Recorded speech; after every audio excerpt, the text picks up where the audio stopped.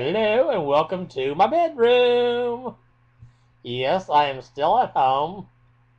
God knows what the hospital thing is going to take place.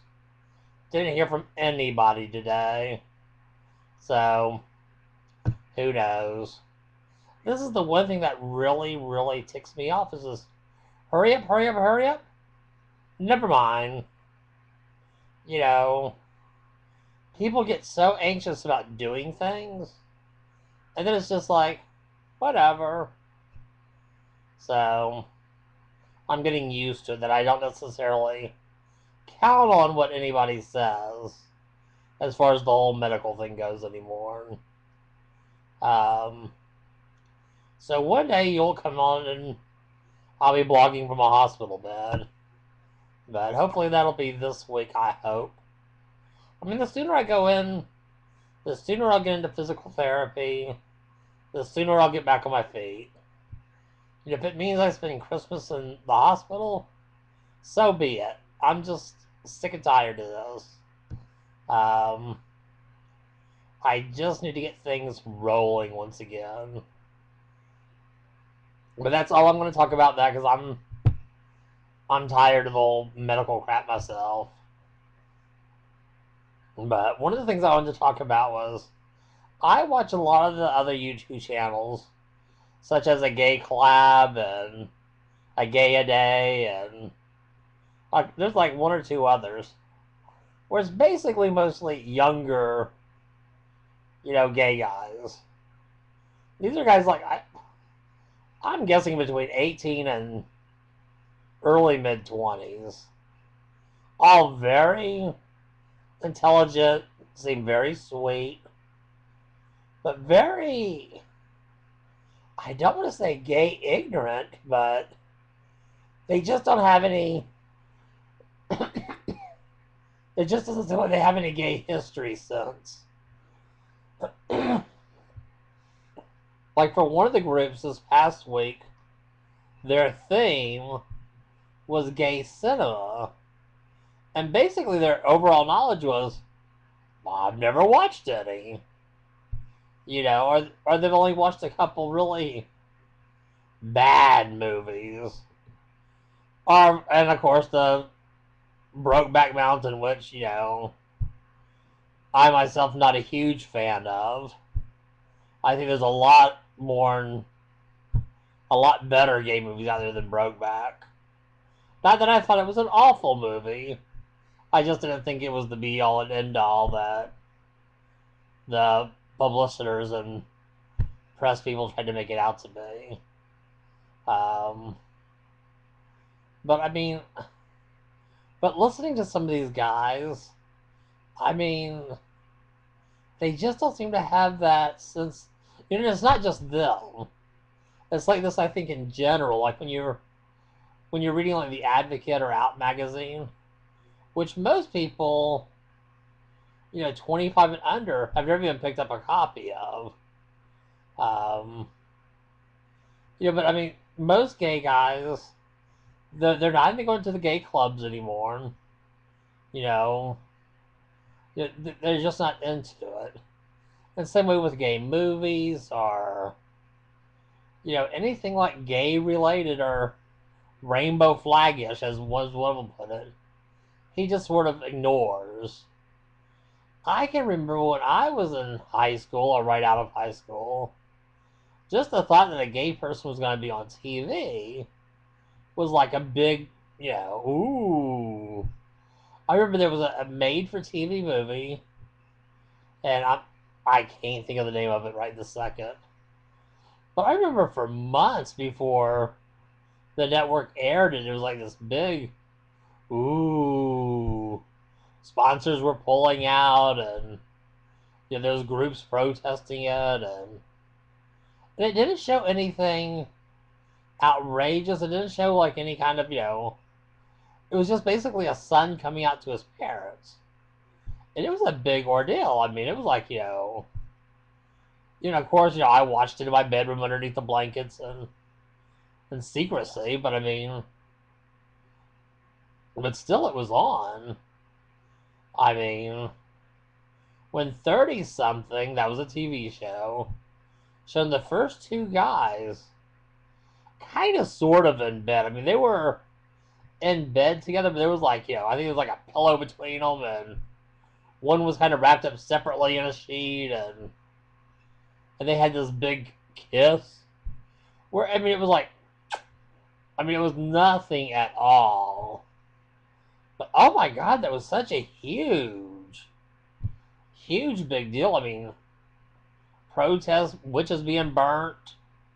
Nowadays we don't even think twice about it. On Roseanne's show, when she kissed Hemingway, I mean, this was really a big ordeal. I mean, maybe even bigger than Ellen coming out, because it was just so shocking. That wasn't that long ago. And nowadays, I mean, two women kissing on air or two guys, we just don't even blink about it, which I think is a great thing.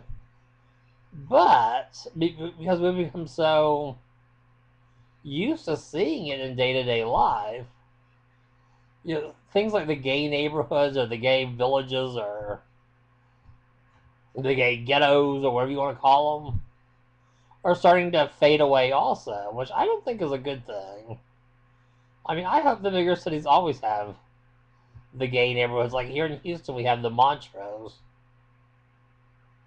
But when I first moved to Houston the first time, back in 84, 85, something like that, the Montrose was a very artsy, gay district. I mean, probably,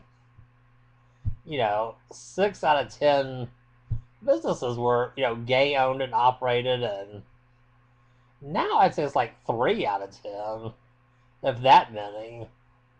And it has a much more straight vibe than gay vibe, I think, now. Even though there is a half a dozen still, gay bars in that area. But but they're starting to reach out of the neighborhood now. Which, again, I guess in some ways is a good thing. But in another way, I miss that little community. But I think some of the younger gay people nowadays, they need to look at their gay history a lot more. I mean, I would love to get some of these guys just like a general quiz to see, I mean, even though I lived in a very closeted existence through high school and shortly out of high school, I think I knew a lot of gay history, though. Because I would, if there was like an article in a magazine or, certain books, I mean, I made sure I went out of my way to read or to catch up on it, or just because it wasn't so available. Then I would hate for us to lose some of our heritage. And yeah, I think as gays, we're family. And we have that gay heritage. We have our grandfathers like Harvey Milk and stuff that, that we need to keep, alive and well. And, and we need to keep, the whole, gay arts movement alive and well. And sometimes I'm fearful that we don't. Just because we want to seem cooler than cool. So we'll avoid, I mean, I know like this one person that I was talking to, I mean, he makes it a point to avoid gay happenings because he just don't want to be seen on that level. And to me, I mean, I was like, what do you mean by that level? I mean, that's like you yourself saying, you're too good for this, and that's just, that's just nuts. I need to do something about lights, but I see the reflections in my glasses. If I take my glasses off, I can barely see the screen. But that's my thing about that. I wish they would, read a gay novel every once in a while, actually watch a gay movie. I think, I don't know. I would love to give out a list of recommendations. Maybe I'll do that soon. Okay, what else is going on? I'm happy that Dark Ruler finally made a video. Um, Now, I don't know if we're going to have time on this one or not. I'm going to come back to you, Dark Ruler. I got some questions for you. You don't drop a bombshell like that and then just go on. I'm sure your other fans out there have a few questions too. And I want to talk about the whole Black Friday craziness. I mean, come on, people. Is it really that necessary? I mean, there were people being pepper sprayed for $2 waffle irons. Is it really necessary? Does anybody need a waffle iron that bad that they're willing to temporarily blind somebody for it?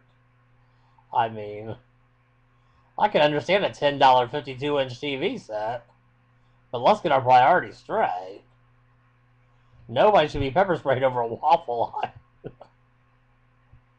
But then again, if you got up at 1 o'clock in the morning to go get a $2 waffle iron, maybe you have it coming to you. I don't know.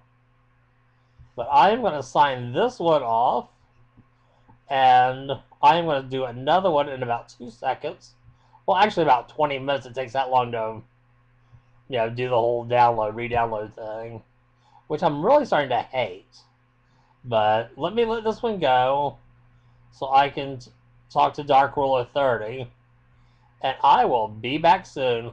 Love y'all!